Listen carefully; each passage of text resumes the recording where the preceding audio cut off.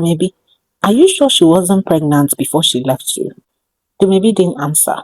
He held the phone to his ear, but his mouth wouldn't say anything. For a few seconds, all he could hear was a small noise from Okeze's side of the call. People were talking in the mall. Life was going on normally over there, but Dumebi's heart was doing win, win, win. Okeze, he finally said, please, look well. Are you sure it is Ginika? Nah, I looked very well, oh. Nah, she be that. She's with one older woman. They are buying baby stuff. Ah, Dumebi stood up immediately. Please, how big is the pregnancy? Okeze lowered his voice. My guy, this is not 2 months pregnancy stomach, oh. This belle gets seniority. It don't big. When the call ended, the baby's mind couldn't help but to run wild. 6 months earlier, Ginika had sat beside him outside his shop, pressing her palm against her lower belly. My period has not come, she said. The baby had turned sharply. Since when? Just some days now. Then let us go and check. She laughed at him that day. She laughed at him like a foolish boy worrying over nothing. Do maybe calm down. It's just stress. Must everything be pregnancy? He remembered how she tapped his cheeks and told him he feared too much. He remembered how she promised him there was nothing. He remembered how 1 week later she began to pick quarrels over nothing, as if somebody sent her on an assignment. Whenever he called her, she would say he was disturbing her. If he visited, she would complain he was monitoring her. If he asked what has changed, she would say she needed some space. Space, space, space. Until that space carried her to another state though. Now, his friend was telling him that the same girl was walking around with almost 6 months pregnancy. Jumebi entered the shop and locked the door. His head was doing popcorn. He opened their old chats. His fingers moved fast. There was a message where she wrote, my body is doing me somehow. There was the one where she said, my period is delaying. And there was the day he begged her to do a test. And she replied, stop panicking over stress. It's just stress. He checked the date. Then he checked the day she broke up with him. Then he started to count and calculate. 1 month, 2 months, 3, 4, 5, 6. Maybe sat down. The counting was too clean and concise to be a mistake. Then sharply, he called Okeze back. My guy, I beg follow them, eh? Don't talk to her. Don't let her see you. Just confirm where they are going to. Omo, guy, you want wahala? I just want the truth. Please just do this one for me, my guy. I owe you one. That evening, Okeze sent him a picture from afar. It wasn't very clear, but it was enough evidence. Ginika was standing beside Nwanyibuego, with one hand on her big stomach, while Nwanyibuego held tiny baby clothes, smiling as if she had won a court case. The baby stared at the picture until anger started to press his throat. So she knew. That was the part that pained him the most. It was not only that this girl left him over nothing. Oh. People leave, right? It was just that she looked him in the face, called his fears stress, gaslighted him, and carried his possible child away and entered another man's house to play miracle wife. How interesting. But Dumebi didn't let his mind run too wild, you know. He took charge. He decided to save evidences. He didn't waste any time. He started saving his chats, the pictures, he wrote down the dates. He collected everything together as a file and went to see his lawyer. The lawyer listened to him appropriately without interrupting. And when he finished, the man adjusted his glasses and said, if the child is born, we can demand a DNA test. But you must come with proof that both of you were together around that time. Is that clear? Dumebi placed his phone on the table and said, I have enough proof. Then the lawyer nodded. Okay, then we wait. Waiting became the hardest thing Dumebi had ever done. Meanwhile, while he waited, Nwanyibuego was busy turning the unborn child into a family trophy. She called relatives, bought lists, and chose church dates even before the baby arrived. She told everybody that God had finally wiped her tears. Now, when the baby was born, Obiajulo's compound exploded with celebration. Nwaibigo danced until her wrapper nearly fell off. She carried the baby from room to room, calling him her son's crown, her family's answer, and her shame remover. Then she fixed the child dedication immediately. She wanted it big. She wanted the church to be full. She wanted every woman who had pitied her to come and see victory. Most of all, she wanted Iroma to hear that the house had finally produced what they said she could not give. But far away, Dumebi somehow heard about the child dedication as well. And let me tell you, on that day, he came prepared.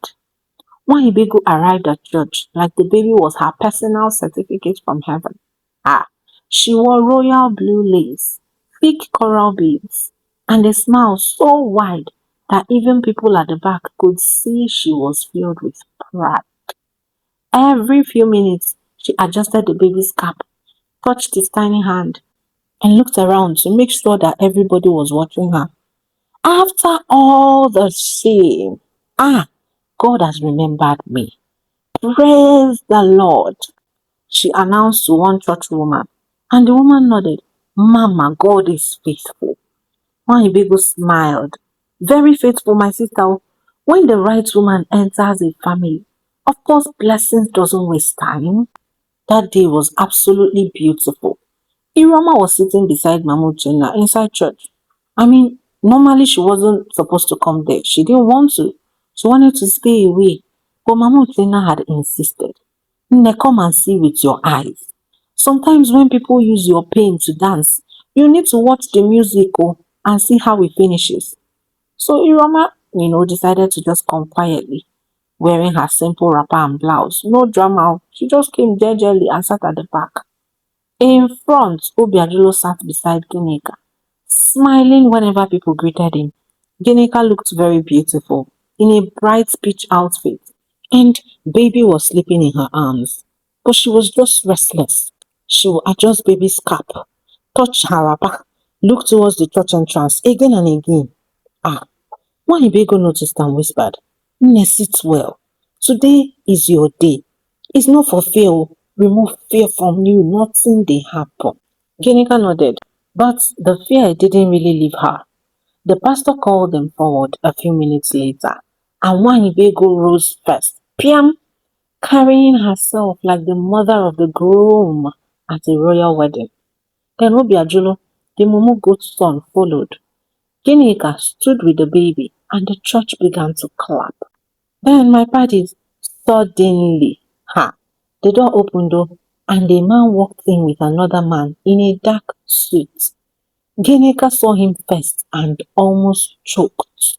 Her face changed like someone having paralysis. The baby started shifting in her arms, and she held him tighter. Nwaibigo turned and asked, Oginikwa, what is it? And before Ginika could answer, the man had already reached the front row. Ginika nwa, he said. Everywhere became very quiet. Obiajulo frowned. And who are you? The man looked at him, then at the baby. Okay, a proper introduction will be necessary. My name is Dumebi. Dun dun, Ginika's lips parted, but she couldn't say a word. Nwaibigo stepped forward and said, Young man, this is a church service. What nonsense is this? Dumebi didn't even raise his voice. He just remained calm. Well, I'm going to make it very brief, okay? Well, I came because of this child, he said. People started whispering and murmuring inside church.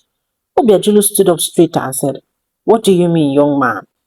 Then Dumebi brought out his phone and started his story. I dated Ginika here before she came into the city. She told me her period was late. Then later she said it was stress. And after that, she broke up with me for no just cause and then disappeared. I have messages, dates, witnesses, like I have enough evidence. And I have reason to believe that this child right here may be mine. Dun dun dun dun, the church scattered. Everybody started whispering. Some people gasped. Some stood up. One woman whispered, the blood of Jesus. As if blood of Jesus had been invited to the DNA matter. Bego's face hardened. Oga, you are mad. Maybe turned to the man beside her. Well, this is my lawyer, and we are asking for a DNA test. That's all. Ha, that word DNA even made everybody more frantic. Then, Obiadulo turned slowly to Ginika and asked, is this true? Ginika swallowed. Obiadulo, please. Bego grabbed her arm. Please what? Ever? Answer him. Did you bring another man's child into my son's home? Ginika stared at her. The same Bego who had been calling her blessing 5 minutes ago had already changed voice like radio station. Obiadulo stepped back from her. His face was full of anger and disappointment. So you deceived us, he asked. You came here with another man's pregnancy? Ginika blinked and asked him, are you really asking me that? Everybody closed their mouths so that they can hear this gist well. Bego pointed at her immediately. Shameless girl! After everything we did for you, this is how you pay us back? Ginika laughed a little. Am I hearing this correctly? After everything you did for me? She repeated. Bego's eyes flashed. Keep quiet or say so. But Ginika had already started shaking her head. No, Mama. I will not keep quiet. Obiadulo moved closer and said, Ginika, don't embarrass yourself more than this. Then she turned to him sharply. Me, I am embarrassing myself. More. Then the baby began to cry. Nobody moved though. Everybody wanted this gist to get done quickly so they could eat. At the back of the church, Iroma's heart was beating fast. She didn't understand what was going on yet, but she could feel it. Something bigger than the baby was about to be spilled. Ginika looked at Obiadulo, to Bego, then to the church that was watching them. So wait, now the both of you want to pretend. You want to act as if I entered this family all by myself. Firstly, Bego's face changed color. Shut up your mouth, also, this girl, she shouted. Ginika smiled bitterly. No, Mama, I already told you. Since everybody's here, let everybody hear it. Let all of us be moving mad. Then she shifted the baby to one arm, opened her handbag with the other, and brought out a folded paper. As she held the paper in the air, the whole church became still. Then Bego moved towards her immediately. Give me that thing, you stupid girl. Ginika stepped back. No, Mama. You wanted me quiet when you were still promising me money. Now you want to disgrace me for free? Mbano. Everybody started murmuring. Obiadulo frowned. What money are you talking about? Ginika turned to him and laughed. Look at him. See, innocent man. I beg and sit down. Bego tried to snatch the paper by force, but Dumebi's lawyer blocked her gently. Let her speak, he said. Ginika handed the baby to one church usher and said, please hold him for me. This matter needs my 2 hands. Even the pastor adjusted his glasses, ready for this tea. Ginika opened the paper and faced the church. Well, church, here comes nothing. You see this paper right here? It is the agreement Bego made me sign before I entered that God-forsaken house. Bego shouted, Liar! Ginika ignored her. She promised me money, a boutique, and comfort if I agreed to marry her son and keep my mouth shut. The church members gasped. Ginika pointed at Bego and continued. You see this woman right here? She came to see me after hearing I might already be pregnant. She knew there was 100% chance that the child was not for her son, but she didn't care. She said the only thing that mattered was that people must believe Obiadulo had finally given the family a child. How? The church scattered once more. Obiadulo stepped forward and asked, Mama, what the hell is she talking about? Bego turned sharply on him and said, keep quiet there. Now, Ginika faced Obiadulo. You may not have signed the contract or written it by yourself, but do not stand here and pretend you were blind. You knew your own condition. You knew you could not father a child. Yet, when your mother brought me into the house and my pregnancy appeared so fast, You chose to act as if God had suddenly remembered your address. Ah, that one hit him. Oh. Obiajulu opened his mouth and closed it. That was his problem. His mouth only worked when he wanted to silence Iroma. Apart from then, the mouth no dey work. Oh. At the back, Iroma held Mamu China's hand tightly. Ginika was not done. Oh. She turned and looked at Iroma now. That woman was innocent from day one. When Bigo screamed, "Shut up!" Ginika raised her voice even louder. "No! Let them hear me clearly." Obiajulu knew for years that the problem was not from Iroma. His mother knew as well. That was why he refused hospital tests. That was why they blamed her. That was why they chased her out. Your mother made the plan, but you enjoyed the result. So don't stand there acting like a saint. Hey, everybody became quiet though.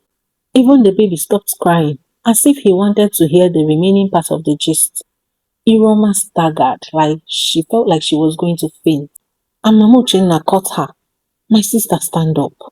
Please do not fall for people who rubbished your life." Everything began to connect inside Iroma's head.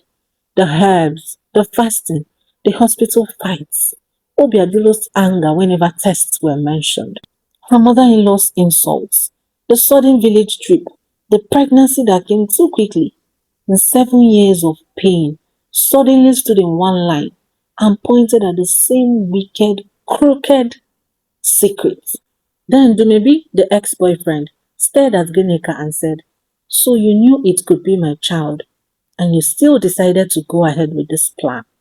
Ginika looked down in shame, and the pastor took the paper from the lawyer and looked at Waimbego. "Mama, is this true?" Waimbego's lips shook. "Pastor, it's not what it looks like, oh." Ginika laughed bitterly. "It is exactly what it looks like. You promised me soft life, and then you started delaying my money. Now that the real father has come, you want me to pretend that you are holy? Mbano, you want to use me as shine? No, all of us are in this mess together." Obiajulu looked at his mother, then at Ginika, then at the floor. What a weak man. Yes, he hadn't arranged everything with his own hands, but he had benefited from every dirty thing that his mother had ever done for him. He had watched Iroma suffer. He had watched his mother replace her, and he had watched Ginika's pregnancy grow faster than the stories they were telling. He had suspected the truth, but suspicion was comfortable as long as it protected his ego and pride. Iroma stepped forward slowly and called him, "Obiajulu." He froze. She looked at him with wet eyes and said, "You may not have known every detail, but you knew enough, and you chose to be quiet. You are evil." The church held its breath, but she continued, "You knew enough to stop it. You knew enough to tell the truth, to save me, to defend me, but you chose to be wicked." Obiajulu couldn't look at her. For 7 years, his silence had punished her. Well, my people, church was dismissed that day like that though. Everybody went home, and a DNA test was eventually conducted. 3 weeks later, they called another meeting in Obiajulu's compound. And Ginika came with swollen eyes. Iroma came with Mamu Uchenna, her uncle, and a lawyer holding one serious file. And then, when the DNA results was opened, guess what? Dumebi was the father. Of course he was.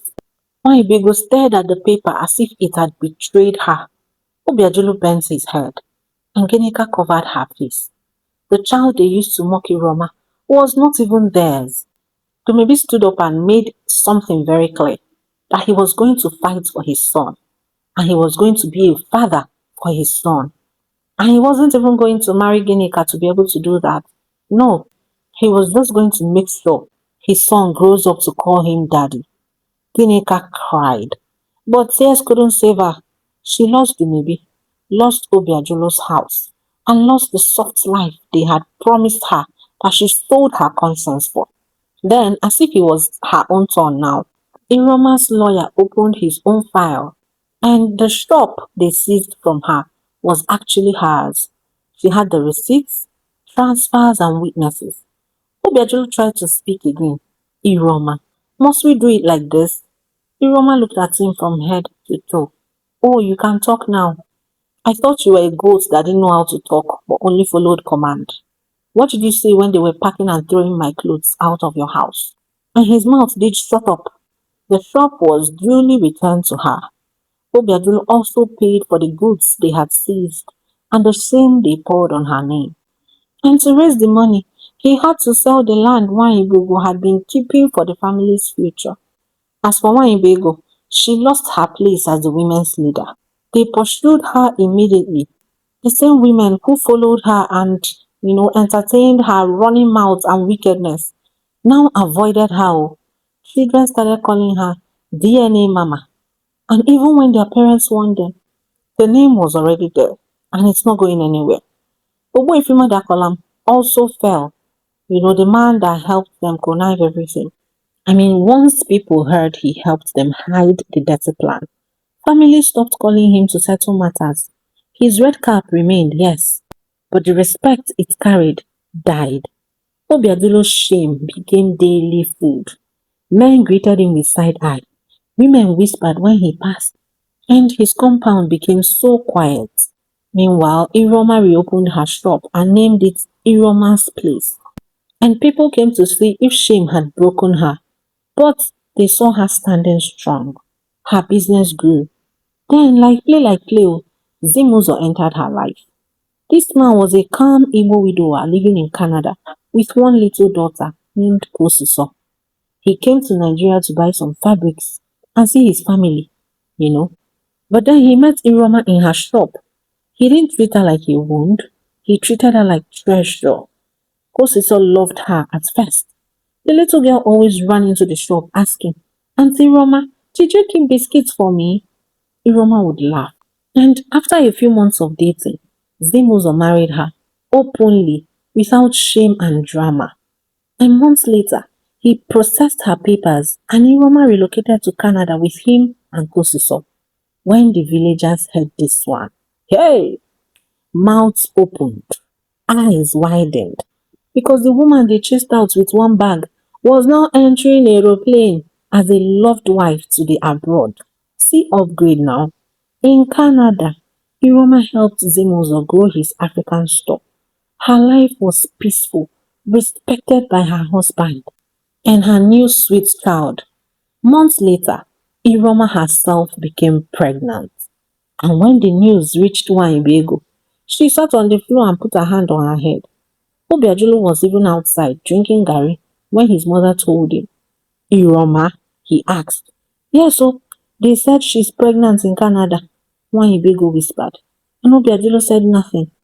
Iroma gave birth safely to a beautiful bouncing baby boy, while Kosiso danced around the hospital room, shouting that she now had a baby brother. For the first time in years, Iroma's heart rested. And the sweetest revenge was not only that Obiajulu suffered, it was that Iroma became happy in a home so far away that nobody who disgraced her could even come knocking at her gate. The end. My paddies, what are the moral lessons we derived from this story? Please, I want us to talk about this one in the comment section below. So please don't watch and walk away. Make sure to drop a comment, okay? Also, do well to share this video with everybody you know because this one is filled with life lessons. Don't forget to like and subscribe if you're new here. I love you all and I'll see you soon in my next video. Remember, don't let anybody dim your shine. Ngwanu.